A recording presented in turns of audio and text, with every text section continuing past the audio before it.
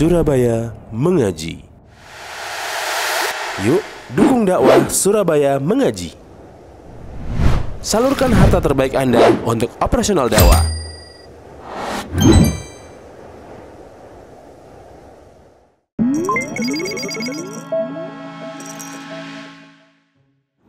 Assalamualaikum warahmatullahi wabarakatuh.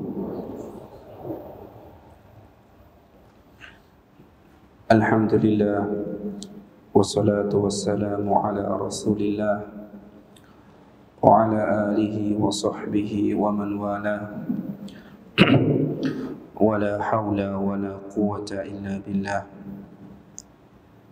Qala Allah tabaraka wa ta'ala fi kitabih: Ya ayyuhalladzina amanu taqullaha haqqa tuqatih wa la tamutunna illa wa antum muslimun. Wa qala alaihi salatu wassalam: Fa inna asdaqal hadithi kitabullah wa khairal hadi hadi Muhammadin sallallahu alaihi wasallam wa syarrul umuri muhdatsatuha fa inna kulla muhdatsatin bid'ah wa kulla bid'atin dhalalah wa kulla dhalalatin finnar. Kaum muslimin wal muslimat rahimani wa rahimakumullah. Alhamdulillah, kembali lagi kita dipertemukan oleh Allah Azza wa Jalla di dalam majelis ilmu. Dan pada kesempatan kali ini kita akan membahas tentang bab yang bisa dikatakan bab ini sangat penting, karena bab ini sangat kita butuhkan manakala kita telah digoda oleh syaitan, yaitu bab tentang firman Allah Azza wa Jalla: Afa aminu makrallah fala ya'manu makrallahi illa al-qaumul khasirun. Maka apakah mereka merasa aman dari azab Allah Azza wa Jalla, dari makar Allah Azza wa Jalla, dan tidaklah merasa aman dari azab Allah kecuali kaum yang merugi. Jadi bab ini membahas tentang hukum merasa aman dari azab Allah Azza wa Jalla. Pada bab ini muallif rahimahullahu ta'ala beliau membawakan dua ayat, yang mana ayat pertama beliau jadikan sebagai bab, kemudian ayat di dalam surat Al-Hijr. Begitu pula beliau membawakan dua hadis ataupun dua athar dari Nabi sallallahu alaihi wasallam. Wa qauluhu, dan firman Allah Subhanahu wa taala: Qala wa man yaqnatu min rahmati rabbih illa ad-dallun. Dia berkata, dan tidaklah berputus asa dari rahmat Rabb-Nya kecuali orang-orang yang tersesat. Wa an Ibnu Abbas radhiyallahu anhu, dan dari sahabat yang mulia Abdullah bin Abbas, semoga Allah meridhai keduanya, anna Rasulullah sallallahu alaihi wasallam su'ila 'anil kaba'ir, bahwasanya Rasulullah sallallahu alaihi wasallam beliau ditanya tentang dosa-dosa besar. Faqala, maka Rasul sallallahu alaihi wasallam menjawab: Asyirku billah. Dosa besar yang pertama adalah berbuat syirik atau mempersekutukan Allah Subhanahu wa ta'ala. Wal ya'su min rauhillah, serta berputus asa dari rahmat Allah. wal amnu min makrillah, dan merasa aman dari azab atau makar Allah Azza wa Jalla.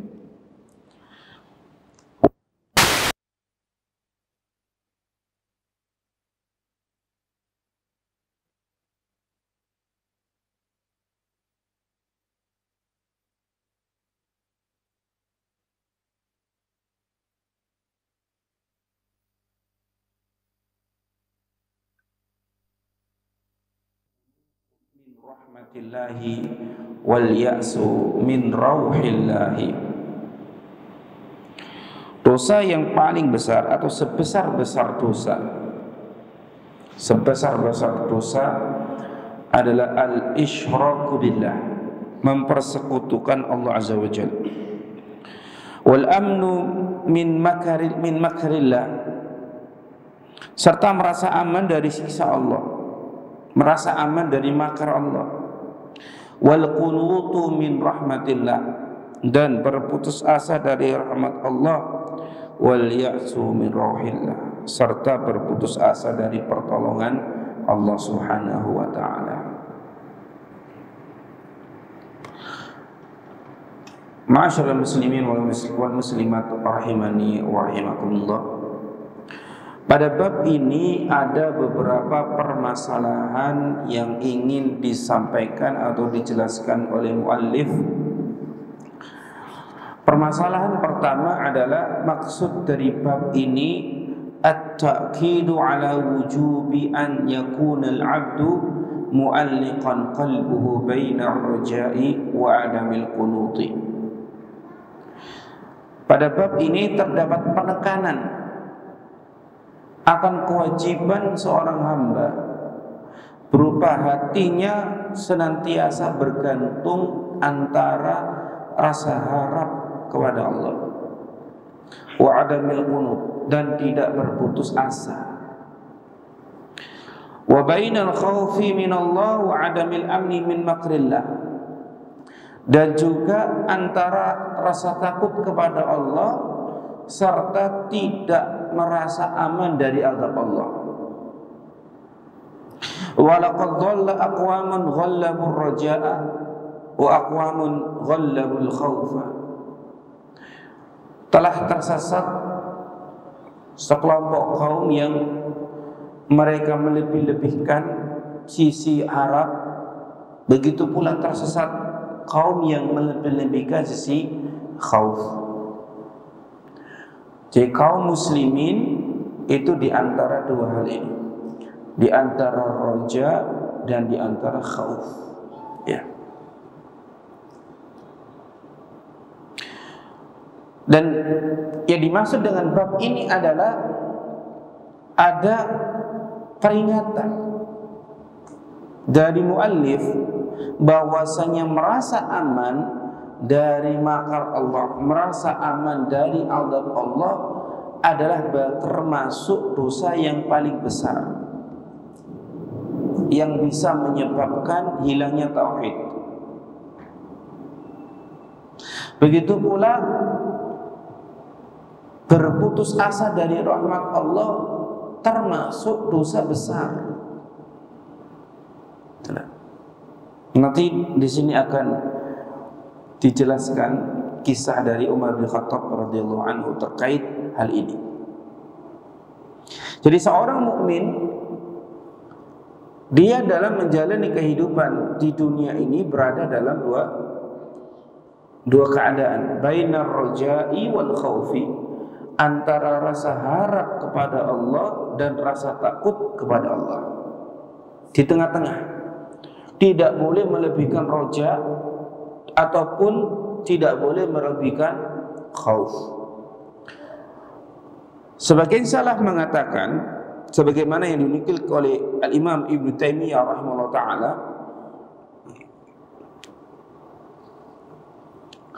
sebagian salaf berkata, man abadallaha bil hubbi wahdahu fahuwa zindiqun.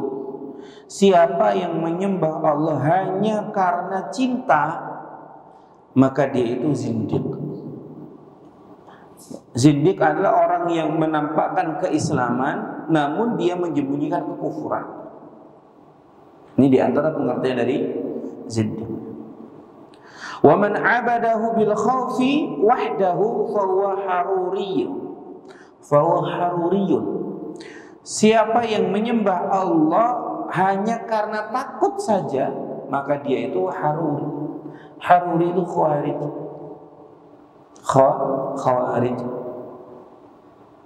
Wa man 'abadahu birraja'i wahdahu fahuwa murji'un. Siapa yang menyembah Allah hanya karena atau hanya dilandasi harapan semata, maka dia murji, yaitu orang murji'ah. Wa man 'abadahu bil hubbi wal khaufi war raja'i fahuwa mu'min. Maka seorang hamba yang menyembah Allah atas dasar cinta, takut, harap, maka inilah hamba yang beriman. Ya. Jadi kita dalam menjalani kehidupan dunia ini, sekali lagi, harus berada antara roja dan khauf. Dalam beribadah kepada Allah pun demikian. Jangan sekali-kali kita merasa aman, dan jangan pula kita berputus asa. Nggak ada harap kepada Allah Azza wa Jalla. Ya. Saya ambil contoh nih. Misalnya nih, kita sebagai orang tua sudah semaksimal mungkin memberikan pendidikan yang terbaik buat anak. Ya. Kita sudah memperbaiki diri kita. Ya, sudah memperbaiki diri kita. Nah, hal-hal yang mampu menyebabkan kebaikan anak sudah kita lakukan. Maka dalam posisi ini tetap kita harus takut kalau Allah Azza wa Jalla ya, tidak mengijabahi keinginan kita. Takut, ya, tetap ada takut. Karena apa? Karena hati seorang hamba itu ada pada kehendak Allah Azza wa Jalla. Begitu pula seandainya ada orang tua misalnya sudah berusaha semaksimal mungkin di dalam memberikan yang terbaik untuk pendidikan anak, kok belum berhasil misalnya, anaknya kok masih begitu-begitu aja, ya, tidak seperti yang diinginkan, jangan pernah berhenti berharap dari rahmat Allah Azza wa Jalla. Dari sisi takut, misalnya, coba kita lihat anaknya Nabi Nuh, ada yang kufur, gitu loh. Ada yang kufur. Ya. Artinya apa?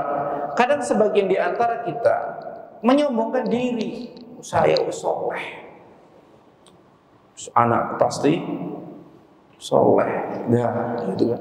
Saya kan nggak ada rasa takut sama sekali, nggak merasa cemas, khawatir, jangan-jangan nanti anak saya gimana, gitu. Nggak ada khawatir, sombong. Gitu. Terus pokoknya aku soleh. Ya. Nah, ini tidak tepat. Dia harus tetap merasa apa? Khawatir dan memohon perlindungan kepada Allah Subhanahu wa Ta'ala. Karena rasa takut itu. Begitu pula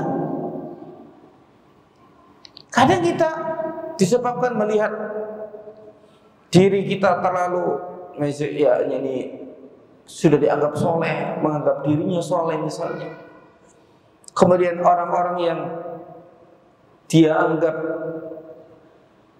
belum baik agamanya langsung menjustifikasi, paling anak iya kok iya bapak. Nah, Ya, ini tidak benar karena Allah Azza wa Jalla yang punya kehendak. Gitu. Siapa yang nyangka Ikrimah atau Ikrimah? Anaknya siapa?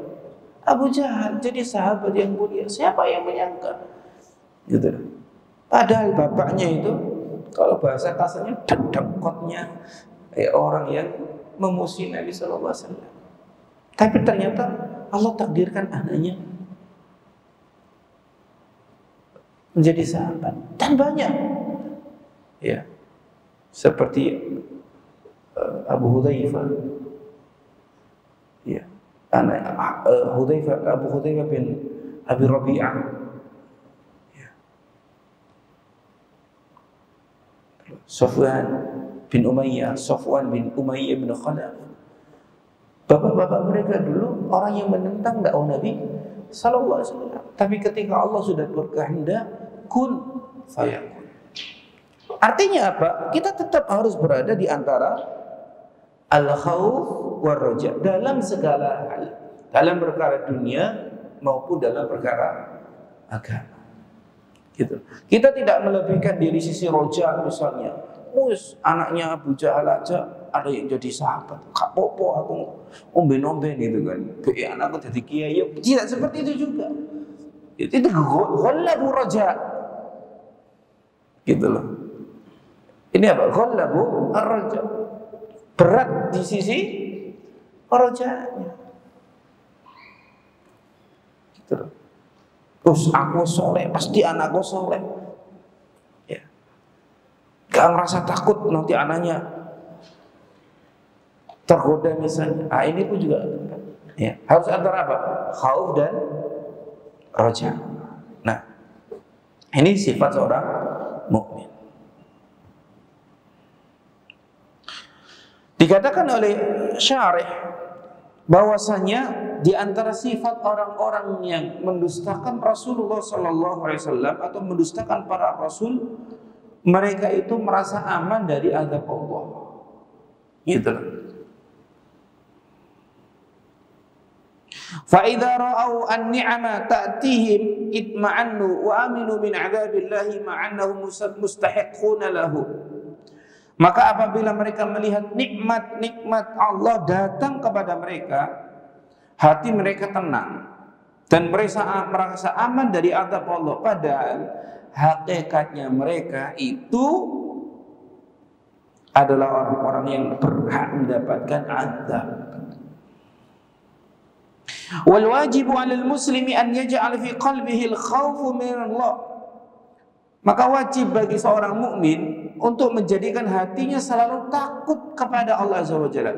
La siyama 'inda fi'lil ma'siyati. Lebih-lebih dalam melaksanakan atau lebih-lebih ketika berbuat maksiat. Kalau berbuat maksiat enggak takut, malah bangga. Ya. Ini yang perlu dipertanyakan hatinya. Gitu. Perlu dipertanyakan agamanya. Gitu. Jangan-jangan dia jauh dari agama. Dia nggak peduli dengan agama. Dia tidak peduli dengan akhirat. Berbuat maksiat kok malah cekikak-cekikik. Kok malah dibangga-banggakan. Wa kata ta'ah. Begitu pula ketika melaksanakan ketaatan. Takut, cemas. Jangan-jangan ketaatannya tidak diterima oleh Allah Azza wa Jalla. Itulah. Bukan suudzon kepada Allah, bukan, tapi cemas. Iya. Takut kalau seandainya dia melaksanakan ibadah, ternyata ibadah yang dia laksanakan tidak bisa dia panen pahalanya di sisi Allah Ta'ala. Dan ini ya adalah petunjuk orang-orang yang musari'ina lil khairat, bergegas dalam kebaikan. Sebagaimana dalam firman di dalam Al-Quran, Allah berfirman, walladzina yu'tuna ma ataw wa qulubuhum wajilah dan orang-orang yang mengeluarkan atau memberikan yang mereka berikan, artinya dan orang-orang yang memberikan sedekah, wa qulubuhum wajilah, sementara hati mereka merasa cemas. Gitu loh. Ya. Orang yang melaksanakan amalan kebaikan tapi hati mereka cemas. Qalat Aisyah radhiyallahu anha mendengar ayat ini, beliau bertanya kepada Nabi sallallahu alaihi wasallam, "Huwa alladhi yasriqu wa yazni wa yashrabu al-khamra wa huwa yakhafu Allah." Ya Rasulullah, apakah orang yang dimaksud dalam ayat ini yaitu orang-orang yang memberikan apa yang mereka berikan sementara hati mereka cemas? Apakah mereka adalah orang yang yasriq, mencuri, wa yazni, berzina, wa yashrabul khamra, minum khamr, wa huwa yakhafu Allah, dan dia takut kepada Allah? Qala, Nabi SAW mengatakan, la ya binta Siddiq, tidak demikian wahai putrinya As-Siddiq. Walakinnahu alladhi yusalli wa yasum wa yatasaddaqu wa huwa yakhafu Allah. Akan tetapi dia adalah orang yang sholat, puasa, bersedekah, namun mereka takut kepada Allah Subhanahu wa ta'ala. Ya, kita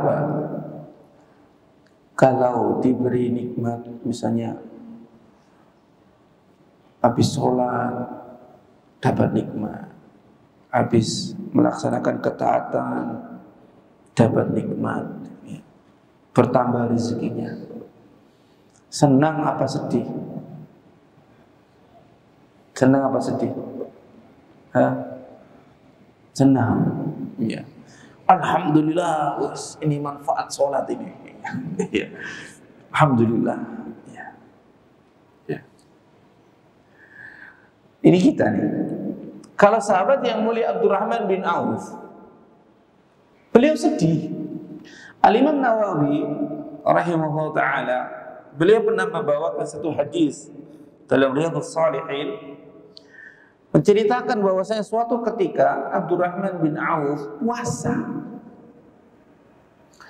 Ketika hendak menyantap menu berbuka, atau ketika mau berbuka, dia dihidangkan di hadapan beliau makanan berbuka. Ya. Sekarang enak ya, sudah wis lapar, makanannya enak, wis buka itu wis kumpul duaan, makanan enak makan. Nah, itu. Ini buka puasa itu, makanannya enak makan. Insya Allah nggak ada yang nggak enak di makanan buka itu. Ya, ya. Sebelum makan nih, sebelum ambil makanan ini, tiba-tiba Abdurrahman bin Auf nangis. Betul, nangis. Maka orang yang ada di samping beliau itu bertanya, "Ma abakaka?" Wahai Abdurrahman bin Auf, wahai Abdurrahman bin Auf, apa yang menjadikan kamu menangis? Beliau mengatakan bahwasanya Suhaib bin Amr,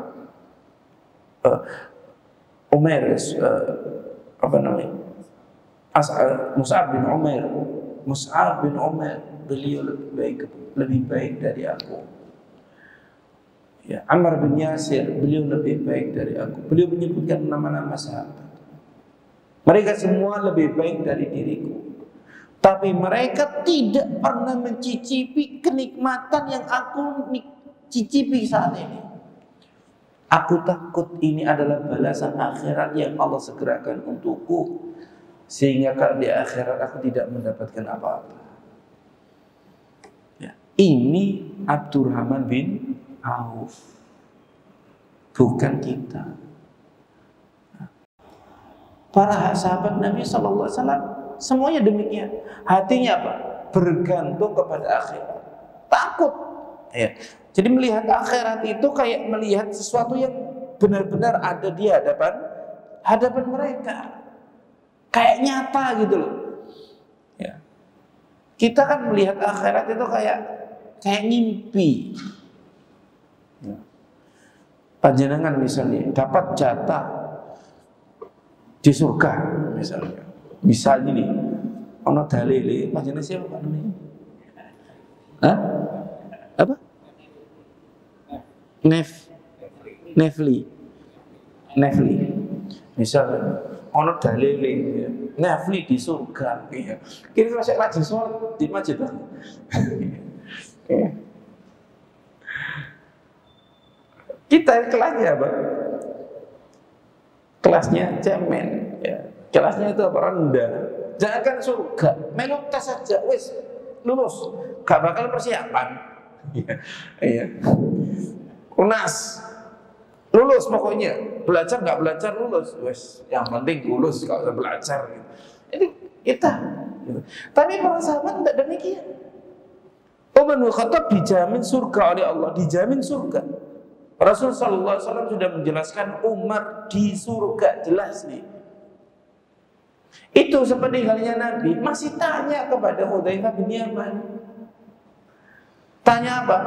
Nama-nama orang munafik. Apakah Nabi pernah menyebut dia di antara orang-orang munafik? Nah, kan secara logika kan gak mungkin, gitu. Gak mungkin. Oh sudah dijamin surga kok munafik? Gak mungkin kan? Sesuatu hal yang gak bertentangan, gak bisa kumpul. Ya. Orang munafik ke timur, dia yang dijamin surga ke barat, ini sudah gak mungkin kumpul. Tapi karena rasa takut Umar bin Khattab, beliau apa? Tanya kepada Hudzaifah bin Yaman, tidak merasa aman, gitu. Ya.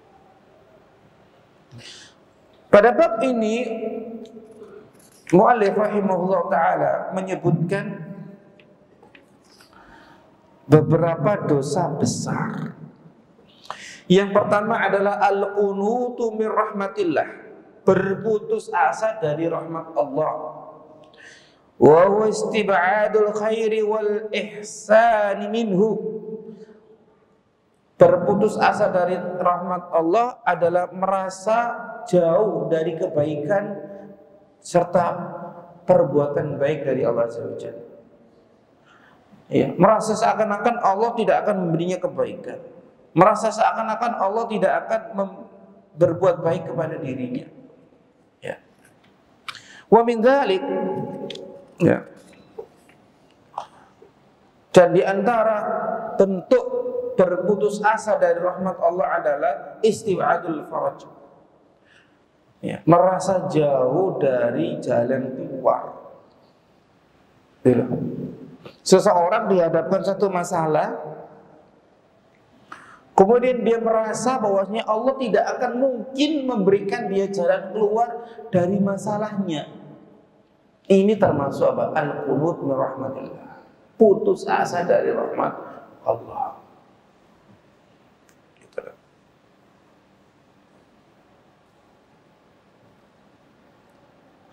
Ada beberapa dalil yang menerangkan larangan dari berputus asa terhadap rahmat Allah. Dan biasanya orang yang terjatuh di dalam perbuatan ini adalah mereka yang terjatuh dalam dosa. Tidak sekali, berkali-kali terjatuh dalam perbuatan dosa. Ya. Allah Subhanahu wa taala berfirman dalam surat Az-Zumar ayat yang ke-53. Qul ya ibadiyalladzina asrafu ala anfusihim la taqnatu min rahmatillah innallaha yaghfirudz dzunuba jami'a innahu huwal ghafurur rahim. Katakanlah wahai Muhammad, hai hamba-hambaku yang melampaui batas pada diri-diri mereka. Ya, perhatikan, Allah Subhanahu wa ta'ala lembut, maha kasih kepada hamba-hambanya. Ketika orang-orang yang melampaui batas pada diri mereka, Allah memanggil dengan ya ibadi, wahai hambaku. Bukan ya mudnib, ya mudnibun, hai orang-orang yang berbuat dosa. Ya mujrimun, hai orang-orang yang berbuat kriminal. Allah memanggil dengan sebutan hamba. Qul ya ibadi, qul ya ibadiyalladzina asrafu ala anfusihim. Sudah begitu apa? Panggilannya apa? La taqnatu min rahmatillah. Jangan sekali-kali berputus asa dari rahmat Allah. Ya. Innallaha yaghfiru dzunuba jami'a. Sesungguhnya Allah mengampuni semua dosa. Innahu huwal ghafurur rahim. Sesungguhnya Allah Maha Pengampun lagi Maha Penyayang. Ya. Maka setelah kita mendengar ayat ini, pantaskah kita berputus asa dari rahmat Allah? Sekali-kali tidak pantas, tidak layak. Ya. Karena tidak ada yang mampu menghalangi kita dari ampunan Allah, nggak ada, nggak ada. Gitu. Ya. Ustadz, kalau berkali-kali berbuat dosa gimana Ustadz? Boleh nggak bertobat? Jawabannya ya harus. Bukan boleh lagi, harus bertobat. Gitu. Diriwayatkan dalam satu hadis yang dikeluarkan oleh Bukhari dan Muslim dari Abu Hurairah. Ya. Ini termasuk hadis qudsi. Aznaba 'abdun. Ya. Faqala Allahumma ighfir li dhanbi. Qala Allah tabaraka wa ta'ala aznaba 'abdi dhanban fa'alima anna lahu rabban yaghfiru dhanba wa ya'khudhu bi dhanbi. Ya. Seorang hamba berbuat dosa. Kemudian dia mengatakan, ya Allah, ampunilah dosaku. Maka Allah berfirman, hamba-Ku telah berbuat dosa. Dan dia tahu kalau dia punya Rabb yang mengampuni dosa dan menghapus segala perbuatan dosa. Thumma 'ada wa aznaba. Ternyata setelah taubat apa? Hamba tadi ada wa aznaba, kembali dosa lagi. Wa qala rabbi ighfir li dhanbi. Ya Allah, ampuni dosaku ya Allah. Qala. Maka Allah pun berfirman lagi, aznaba 'abdi dhanban.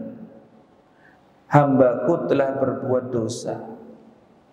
Wa 'alima anna lahu rabban yaghfiru dhanba wa ya'khudhu bi dhanbi. Dan dia tahu kalau dia punya Rabb yang mengampuni dosa dan menghapus segala dosa. Ya. Terus seperti itu hingga 3 kali. Ya. Itulah. Maka di akhirnya Allah Ta'ala berfirman yang artinya, ya, hendaknya hambaku berbuat sesukanya karena aku telah mengampuni dosa-dosanya. Maksudnya adalah bukan perintah untuk bermaksiat, bukan. Maksudnya adalah bahwasanya setiap kali seorang hamba bertobat kepada Allah dengan tobat yang sebenar-benarnya, Allah akan mengampuni dosa tersebut. Ya. Dan tidak perlu pengakuan dosa di hadapan manusia, tidak perlu. Ya. Tidak perlu.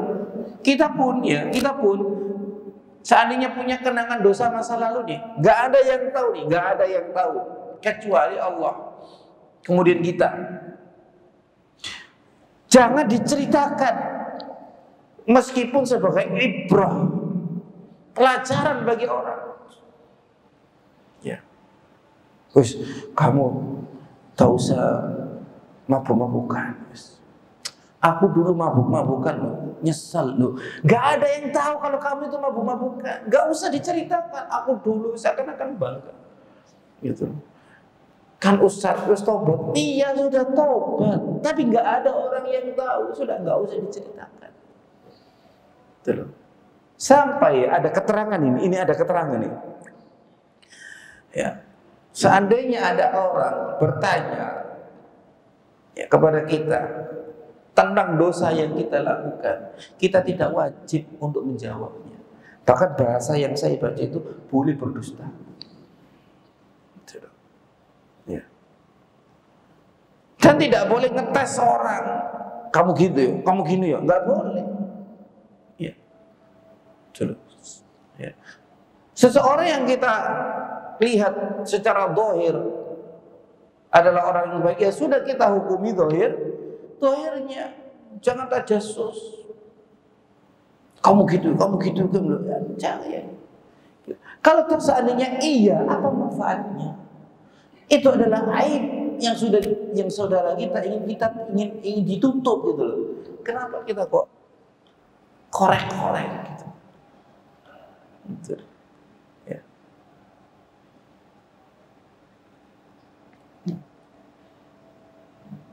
Nah, jadi Allah Subhanahu wa taala melarang kita semua dari berputus asa. Ya. Ada satu riwayat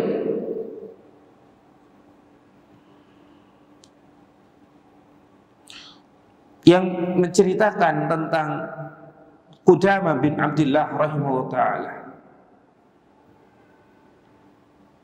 Warada anna Qudamah ibn Abdullah rahimahullah ta'ala syaribal khamra ba'da tahrimiha huwa wa ta'ifatun. Ada satu riwayat yang menerangkan bahwasanya Qudamah bin Abdullah rahimahullah ta'ala beliau minum khamr setelah turunnya ayat keharaman khamr. Tidak hanya beliau, tapi beberapa orang. Wa ta'awwalu qaulahu ta'ala, karena mentakwilkan dengan takwil yang salah firman Allah Subhanahu wa ta'ala. Ya. Laisa 'alal ladzina amanu wa 'amilus solihati junahun fima ta'imu idza mattaqau wa amanu wa 'amilus solihat. Tidak ada dosa bagi orang-orang yang beriman dan orang-orang yang beramal soleh pada apa yang mereka makan, selagi mereka bertakwa, beriman dan beramal soleh. Jadi seakan-akan begini, pokoknya yang penting kita iman, takwa, amal soleh. Meskipun makan haram ya sudah masalah, enggak dosa. Enggak. Ya, paham maksudnya? Ya. Falamma dzakar dzalika li Umar bin Khattab radhiyallahu anhu ittafaqa huwa wa Ali bin Abi Thalib wa sa'iru sahabati ala annahum in i'tarafu bit tahrim julidu wa in asarru ala istihlaliha qutilu. Maka hal ini disampaikan kepada Umar bin Khattab radhiyallahu anhu dan Ali bin Abi Thalib serta beberapa sahabat, yang mana kesemua sahabat sepakat kalau Qudamah bin Abdullah ini mengakui bahwasanya khamr itu haram, julidu, maka akan diderah sebagaimana hukuman orang yang minum khamr. Tapi kalau tetap menghalalkan khamr, akan dibunuh. Wa dzalika anna hadhil ayah nazalat lamma harramallahu al-khamra wa kana tahrimuha ba'da waqi'ati Uhud. Padahal ayat ini turun setelah Allah mengharamkan khamr, dan khamr itu diharamkan setelah terjadinya perang Uhud. Ya. Qala ba'du sahabat, sebagian sahabat mengatakan, fa kaifa bi ashabina alladziina matu wa hum yashrabuna al-khamr. Bagaimana keadaan sahabat kita yang mereka mati dan masih minum khamr? Betul. Fa anzalallahu hadhil ayat, maka Allah menurunkan ayat ini. Nah, jadi ayat ini menerangkan tentang orang-orang atau para sahabat Nabi yang ketika wafat mereka masih minum khamr. Padahal ayat haramnya khamr belum turun gitu loh. Tapi ini difahami oleh Qudamah bin Abdillah sebagai ayat yang menerangkan bolehnya minum khamr. Yang penting itu iman dan amal soleh gitu. Jadi salah dalam memahami ayat. Ya. Summa inna ulaika alladziina fa'alu dzalika yudhammuna 'ala annahum akhta'u wa yasu min taubah. Maka orang-orang yang melakukan hal ini mereka dicela karena mereka salah dalam memahami ayat dan juga karena berputus asa dari taubat. Fakata Umar ila Qudamah, maka Umar bin Khattab menulis surat kepada Qudamah, yaqulu lahu, dengan membawakan firman Allah, Hamim, tanzilul kitab minallahil azizil alim. Kitab ini turun dari Allah Azza wa Jalla yang maha perkasa lagi maha mengetahui. Ghafiri dhanbi, Allah Ta'ala maha mengampuni dosa. Kata Umar apa? Ma ajri ayyadhan baika, aku tidak tahu mana dosamu yang paling besar. Ya, dua dosamu yang paling besar itu mana, aku tidak tahu. Istighlaluka al-muharram, awalan, kamu menghalalkan apa yang Allah haramkan, am ya'suka min rahmatillah, atau kamu berputus asa dari rahmat Allah. Jadi berputus asa dari rahmat Allah adalah dosa besar. Mungkin ada dulu.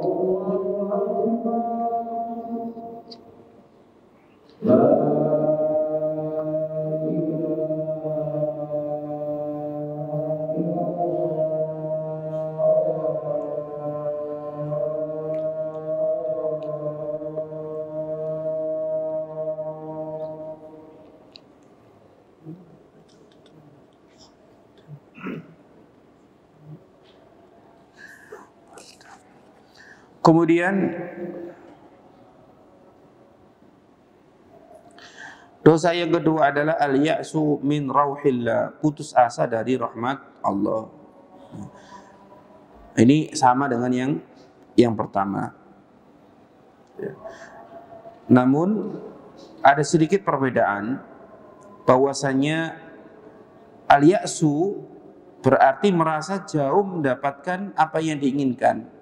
Gak mungkin mendapatkan apa yang diinginkan.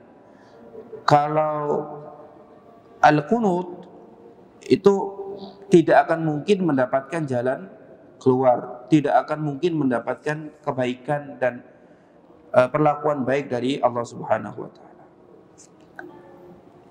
Namun ya dari kebanyakan sisi mirip ya. Yang ketiga adalah al-amnu min makrillah, merasa aman dari azab Allah Subhanahu wa taala. Ada satu istilah yang sering kita dengar, yaitu al-istidraj. Ya. Al-istidraj. Kalau bahasa Jawanya dielu-elu, ya, diulur-ulur. Ya, maksiate bendino tiap hari ya. Tapi duwe orang tentek. Nah, gitu ya. Dia kerja di tempat yang haram, tapi jadi wakil gak pernah sakit ya. Sering keluar negeri misalnya ya. Ini istidraj gitu. Ya. Nikmat Allah Azza wa Jalla yang diberikan kepada kita nih, kalau kita pergunakan dengan baik untuk hal yang taat, hal kebaikan, untuk ibadah, insya Allah itu tanda nikmat yang halal. Gitu loh. Tapi sebaliknya nih, kalau kita seandainya nih dikasih nikmat berupa harta oleh Allah Azza wa Jalla, harta yang melimpah, namun harta itu justru habis untuk hal-hal yang tidak ada manfaatnya, untuk hal yang sia-sia, bahkan untuk yang haram. Nah, ini perlu tadi apa? Khauf, cemas. Jangan-jangan ini dari hal yang haram ini. Ya. Karena hal yang halal akan membawakan kepada kebaikan.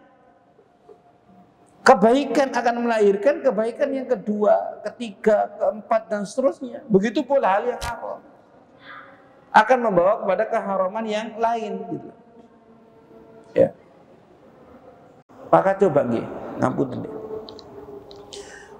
Berapa banyak nih ya orang-orang yang punya harta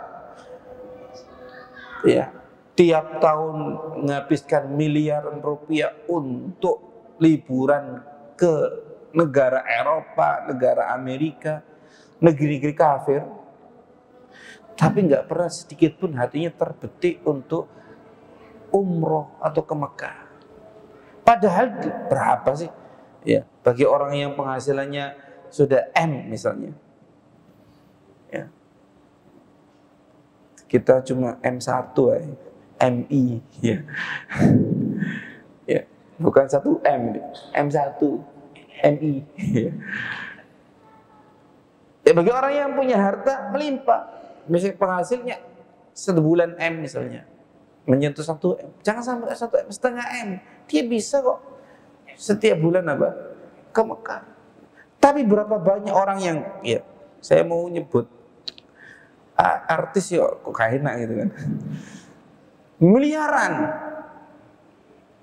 ratusan juta, tapi kenapa lebih senang berkunjung ke negeri-negeri orang-orang kafir daripada ke Mekah? Padahal harusnya hatinya orang muslim itu apa?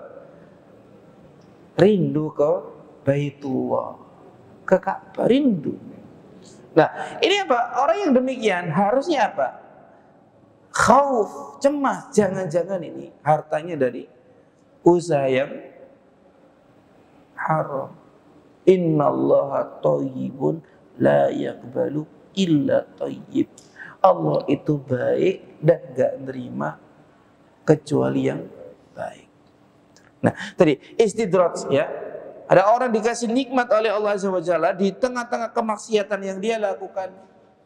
Ya. Ini maksiatnya mendominasi, dia musirun.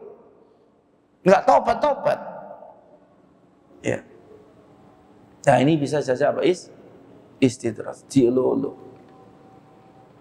Bukan berarti tanda sayang Allah kepada dia. Maksiat, kemudian banyak nikmat, gak pernah taat, ya. Gak pernah ngaji, gak pernah sholat, kemudian bilang Allah sayang sama saya. Ya enggak, gitu loh. Diberikan harta bukan tanda Allah sayang. Dan ujian yang sesungguhnya itu hakikatnya bukan ujian sakit, ujian kurang harta, bukan. Ujian yang sesungguhnya adalah, atau hukuman yang sesungguhnya adalah seseorang terhalang dari melaksanakan ketaatan. Itu ujian. Gitu loh. Itu hukuman. Gitu. Maka kita harus sedih misalnya nih. Biasanya ngaji, kemudian kok nggak ngaji. Nah, ini harus ada perasaan sedih. Apa dosa saya ya? Kok saya nggak ngaji? Biasanya jamaah, terus nggak ada apa-apa, misalnya dengar azan nih, ya dengar azan, tapi males gitu kan? Di rumah aja lah. Yang penting lah sholat. Nah, itu harus apa? Harus introspeksi. Ada apa dengan diri saya? Kok bisa dengar adzan? Ya dengar adzan, gak tergerak hatinya untuk sholat. Yang lebih parah itu apa? Banyak kita jumpai saudara-saudara kita. Semoga Allah memberikan mereka hidayah. Jumatan, waktunya Jumatan, gak Jumatan. Banyak tuh. Banyak. Gitu loh. Ya. Ini adalah hukuman dari Allah SWT. Kalau sudah Jumatan saja diremehkan, ya, nanti sholat yang lain, sholat wajib yang lebih diremehkan. Kalau dinasihati ya sudah apa-apa, yang penting saya sholat setahun 2 kali, ya. Sholatnya setahun 2 kali, Idul Fitri, Idul Adha, gitu kan. Ya. Nah, seperti itu. Terakhir, ya. Mana yang lebih berat atau yang lebih kita kedepankan? Sisi takut atau sisi harap? Kan kita harus ada di antara takut sama harap. Mana yang harus kita kedepankan? Takut sama roja. Ya. Maka jawabnya adalah, dikatakan Syekh, ketika seseorang dalam kemaksiatan, sedang berbuat maksiat atau sebelum berbuat maksiat, dia harus mengedepankan sisi khauf. Kenapa? Agar tidak jatuh ke dalam kemaksiatan, dan seandainya telah jatuh dalam kemaksiatan agar segera berhenti dari memaksiati Allah. Sisi khaufnya yang dimunculkan. Ya. Berupa apa? Mengingat azab Allah, mengingat neraka. Ini tidak masalah. Ya. Tapi jika dalam keadaan telah bertaubat, ya, setelah selesai maksiatnya, taubat nyesel. Nah, maka pada keadaan ini sisi rojaknya yang harus dikedepankan, didominankan. Kayyaqwa qalbuhu liqabuli taubati wa la yaqnut. Agar hatinya semakin kuat untuk bertaubat dan tidak berputus asa. Itu loh. Ya. Begitu pula sisi roja ini dominan ketika qurbal ajal, saat dekat ajal. Kenapa? Kayyamuta ala husni dhannin billah, ya, agar dia meninggal dunia dalam keadaan berhusnudzon kepada Allah. La yatmutanna ahadukum illa wa huwa yuhsinu billahi dhanna. Janganlah kalian sekali-kali meninggal, wafat, kecuali berhusnudzon kepada Allah Subhanahu wa taala. Hadis diriwayatkan oleh Imam Muslim. Ya, intinya bahwasanya ya kita dilarang oleh Allah Azza wa Jalla untuk apa? Berputus asa dari rahmat Allah dan merasa aman dari azab Allah Azza wa Jalla. Berputus asa dari rahmat Allah dosa besar. Ada seorang minum khamr, dosa besar. Tapi dia juga menyertai dosa itu dengan tidak mau bertobat kepada Allah karena merasa, aku sudah bolak-balik minum khamr, tobat minum khamr, enggak ada gunanya aku tobat. Toh ujung-ujungnya aku balik. Ini berputus asa dari rahmat Allah. Dosanya pun besar. Demikian yang bisa disampaikan, semoga yang sedikit ini bisa bermanfaat bagi dari kami pribadi secara khususnya dan bagi kaum muslimin secara umumnya. Saya tutup dengan bacaan kafaratul majelis. Subhanallahumma wa bihamdika asyhadu an la ilaha illa anta astaghfiruka wa atubu ilaik. Assalamualaikum warahmatullahi wabarakatuh.